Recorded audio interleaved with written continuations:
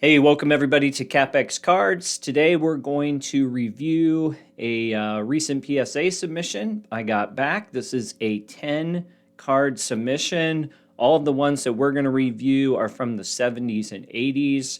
My son also had a Kenny Pickett downtown in the batch that I don't have pictured here today because he's already trying to flip it between his friend groups or whatever.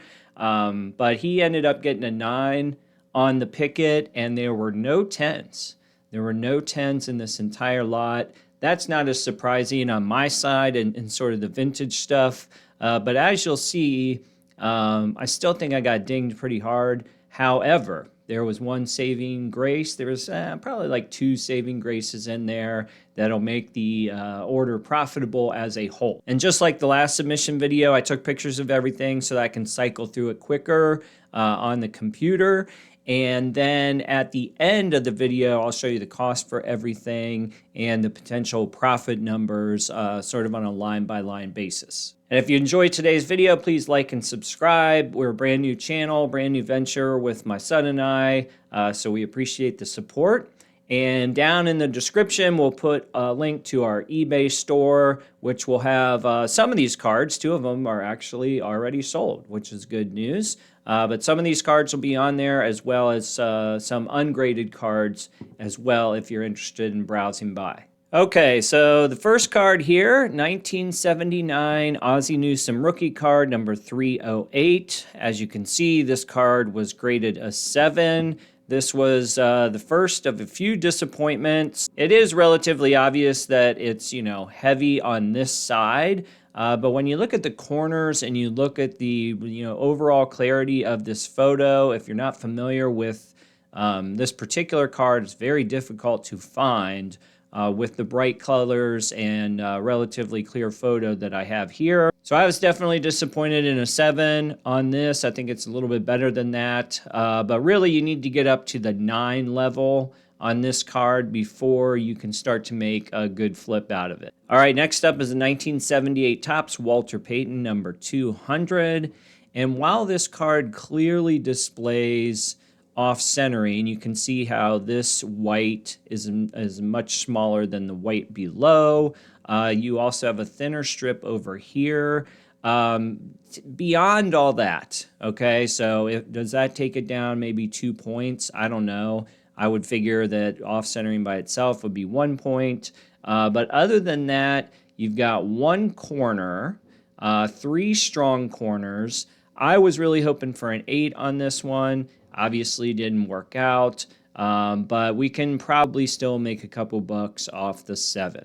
All right, next up is the 1984 O-Pee-Chee Steve Yzerman. I actually paid up for this card at auction because if you're not familiar with O-Pee-Chee, they are very, very difficult to find in the 80s. That have sharp corners and relatively good centering. Obviously, this one's a little light on the top to bottom centering. It's probably also skewed slightly now that I look at it in this picture. But the irony of the whole thing is you're not going to find raw probably one that's 10 times better than this. So once again, got the 7. Seems to follow a trend as far as the skewed photo. If you look back at the Walter Payton, I, however, was hoping for an 8, and this one will probably not even break even for us from a cost profit standpoint, which is too bad because this card is not easy to come by. All right, next up is a 1981 Dwight Clark, number 422. Dwight Clark, if you follow football in the 80s, he made a miraculous catch in the NFC Championship game to send the 49ers to their first Super Bowl. This one got an 8. Again, you can see that it is light on this side or heavy on this side, however you want to look at it. But you do have 4 sharp corners. I guess the 8 is consistent. This is the first of 2 Dwight Clarks. And when we look at the next one, it got a better grade. So we'll kind of compare the difference. But man, this picture is clear. I get it on the centering, but also you take out the centering and this card is in really good shape. All right, next up is a 1983 Topps Walter Payton, number 36. This one I actually just threw in. It was a card that I had in my collection that I thought looked pretty good. I mean, you got 4 sharp corners, might be a little heavy at the top, certainly compared to the bottom border. So at the end of the day, I really have no idea why this didn't get at least an 8. I thought it was a candidate for a 9. I recognize 10s are hard to come by, but I was hoping for an 8 or a 9, and instead it's going to end up being probably a negative net expenditure for me. All right, here's the next Dwight Clark.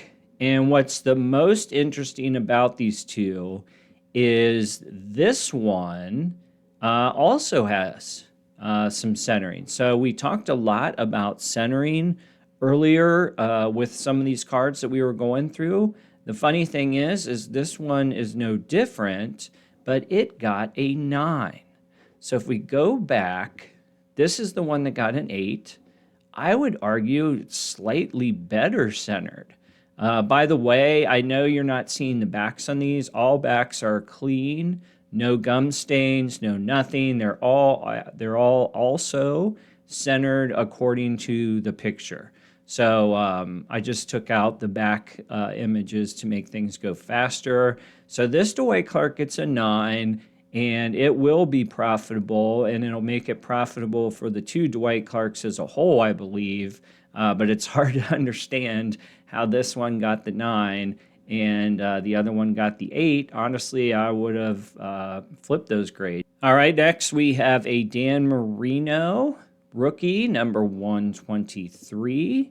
And this super popular card, it ended up getting an 8.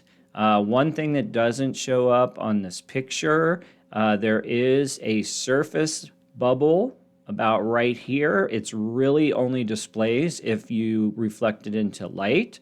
So this one getting an 8 was not really a surprise. However, it is a nice clean copy.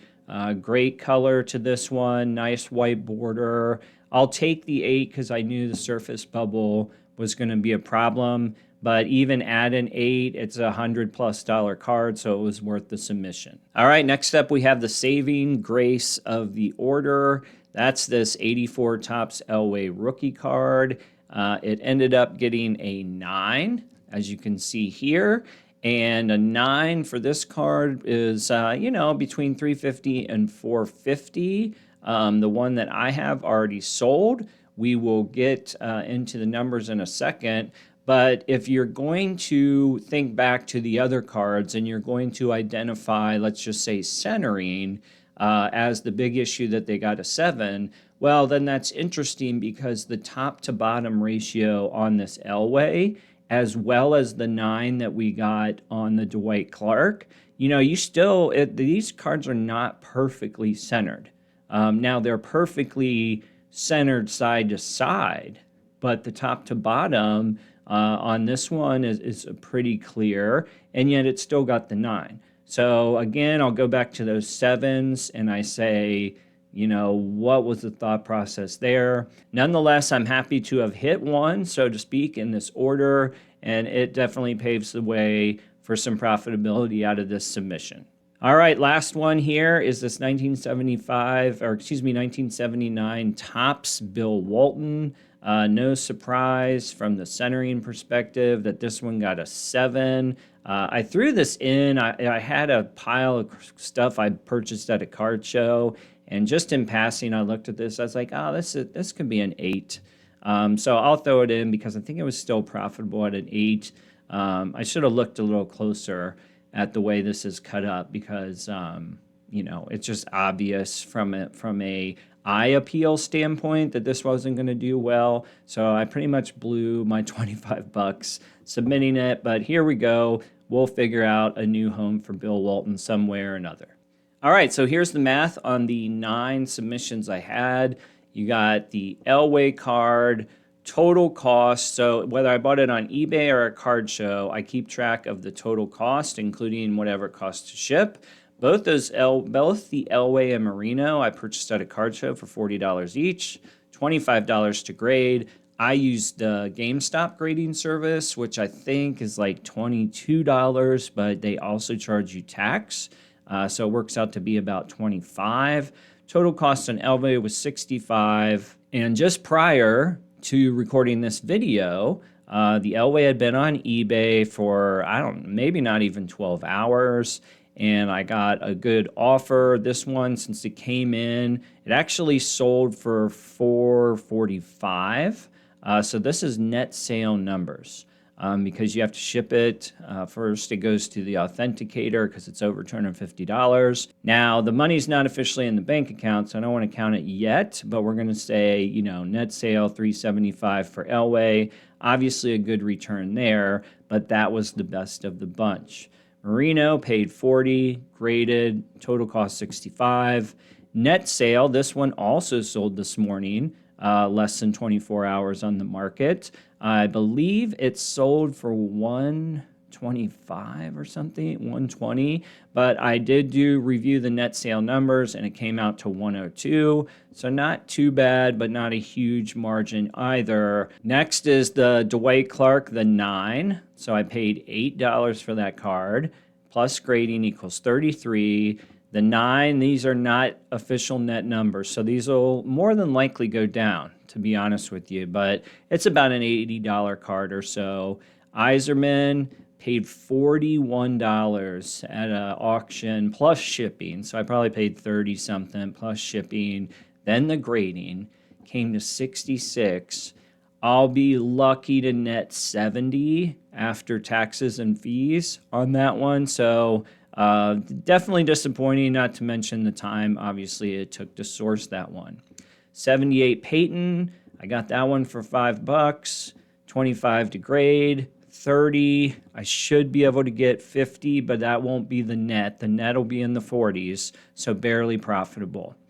Walter Payton 83, $3 to ship. I already had that card, so it might have been $0, but either way, we'll just say it cost $28.